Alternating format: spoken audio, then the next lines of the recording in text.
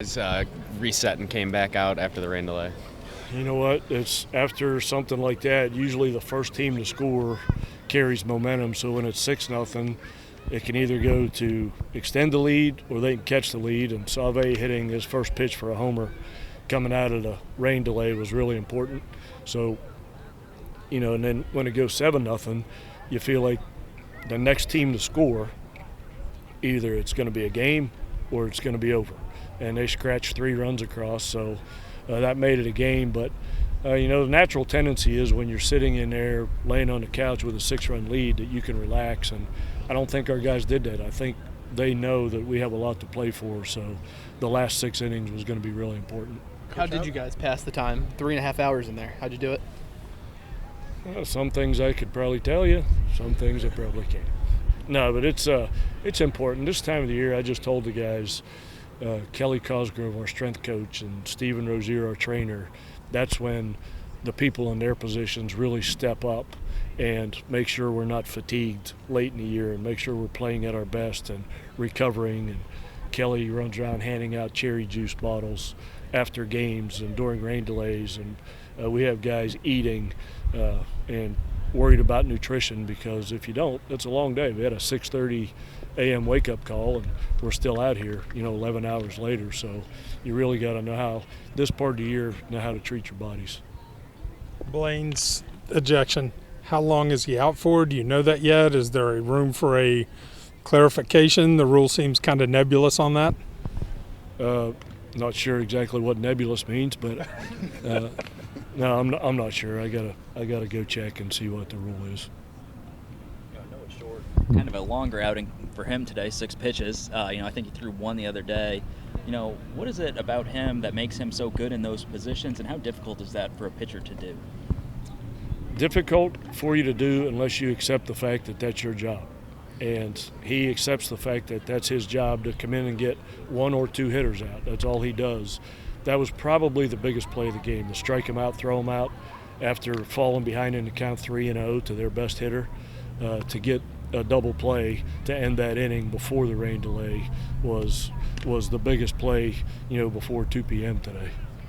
The overall importance of this game, coming off your first loss in several weeks and trying to, win a series against a quality opponent. Yeah, it happens all the time when if a player has a big hitting streak and the hitting streak gets broken, a lot of times the next day they don't get a hit because they relax when it's over and don't focus as much. And a lot of times if a football team's 7-0 and lose a game to go to 7-1, they lose the next game. That's really easy to do. So we focused on that not happening. We lost the 10-game winning streak, but it's time to start a new one, and don't get caught up in hey, this will be easy to do again. You got to really focus and play hard when that happens. That's a real trap situation after you lose a streak like that, to lose 2 in a row. Coach, you obviously have a lot of important games coming up, but probably enough time to evaluate some of the freshmen you brought in, Sauve, White, Garcia, obviously, and the pitchers, Porco, Van Kempen. The performance that they've put this far, sometimes it seems like, obviously Sauve today, they don't play like freshmen sometimes. They really don't, and that's a credit to them. I think I've told you guys before, when the coaches voted on who our best freshman hitter was going to be, Sauve and Garcia and White all got votes on the coaching staff, and they've all been super, super steady. They're all really good players. Sam White's done great things for us this year. Igor's done great things, and Logan has. And those 4 monster freshman pitchers between Porco, Estridge, Van Kempen, and Yale, those guys are 11-1 between the 4 of them this year. So, I don't think that happens anywhere, that we're having such a good season with such a young team. Is it too early to say, hey, we kind of got something with these freshmen? No, I don't think it's too early to say at all. I think we know that. I think other people are starting to see that at the halfway point, you're not sure. Right. But things have kind of settled in right now, and you kind of know what kind of team you have for sure. And those young kids, man, they're doing great things. And, Hussey and JJ are sophomores, right. So they're young too. So that really bodes well for the future. it might be nebulous. What was the issue when Grant came out when he started his day? You had the conversation with the umpire.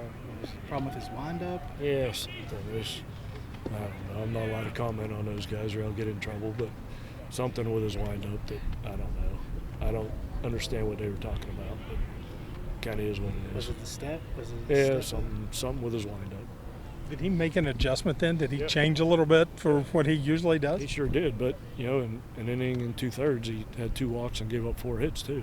So asking a guy to change the way he pitches in the middle of the season isn't all that easy for a kid to do.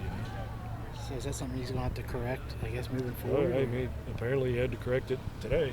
So we'll see. We'll go back and look at what the rule is and see what he can and can't do, I guess.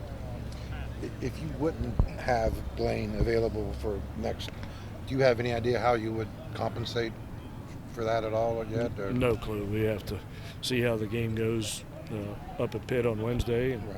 see who's fresh and available and ready to go. But all the guys, Maxiell gave us great outs today. Hageman is, when Reed's not available and you've already used Major and you have Hageman sitting down there doing what he can do, that's pretty special. Good.